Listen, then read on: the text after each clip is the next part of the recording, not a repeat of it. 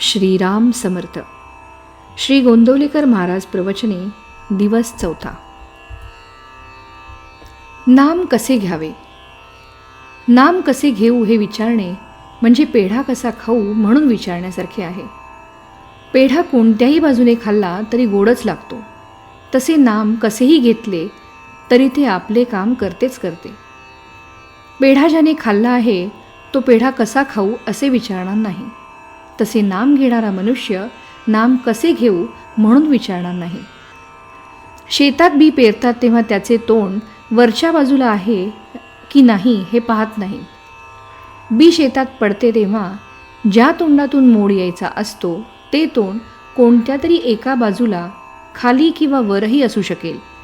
पण जेव्हा मोड बाहेर पडतो तेव्हा त्याची दिशा मुळात कोणत्याही बाजूला असली तरी तो वळण घेऊन जमिनीतून वरच येतो.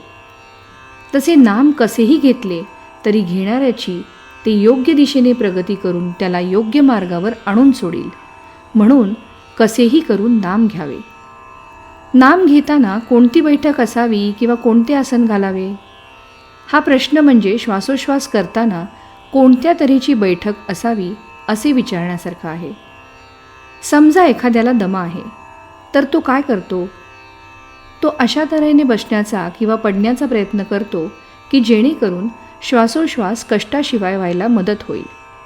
म्हणजे श्वासोश्वास सुलभ रीतीने कसा चालेल हे त्याचे ध्येय असते.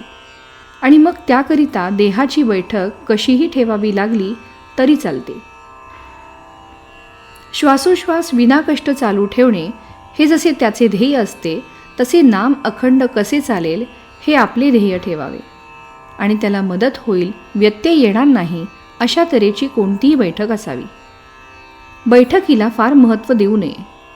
समजा आपण पद्मासन घालून नामस्मरणाला बसलो आणि काही वेळाने पाठीला कळ लागली तर आपले लक्ष नामापेक्षा देहाकडेच लागेल. म्हणजे नाम घेता घेता देहाचा विसर पडण्याऐवजी देहाची स्मृतीच वाढल्यासारखी होईल. म्हणून नामस्मरणात खंड न व्हावा हे ध्येय ठेवून त्याला अनुकूल अशी ज्याच्या त्याच्या प्रकृती धर्माप्रमाणे कोणतीही बैठक ठेवावी. भगवंताच्या नामाला शरीराचे कसलेही बंधन नाही. हेच तर नामाचे महात्म्य आहे. मनुष्याच्या कोणत्याही अवस्थेमध्ये भगवंताचे स्मरण सहज ठेवता येण्याचे एकच साधन आहे आणि ते म्हणजे त्याचे नाम होय. पण देहबुद्धी अशी और आहे की त्या निरुपाधिक नामाला आपण काहीतरी उपाधी जोडतो आणि त्या उपाधीवर नाम घेणे अवलंबून ठेवतो. असे न करावे. इतर उपाधी सुखदुःख उत्पन्न करतील पण नाम निरुपाधिक आनंद देईल. तात्पर्य शुद्ध भावनेत आणि निष्ठेत खरे समाधान आहे. ही निष्ठा अनुसंधानाने उत्पन्न होते. श्रीराम समर्थ.